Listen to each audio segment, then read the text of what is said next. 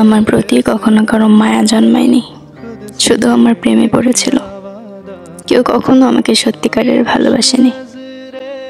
আমাদের মাঝে শুধুমাত্র প্রেম হয়েছিল।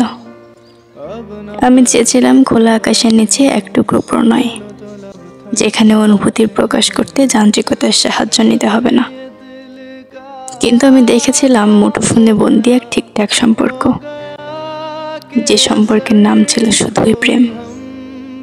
ঠিক প্রেম নয়, মায়াহীন প্রেম, যেখানে কোনো ভালোবাসা ছিল না, ছিল শুধু ক্ষণিকের আবদার পূরণের আমেজ।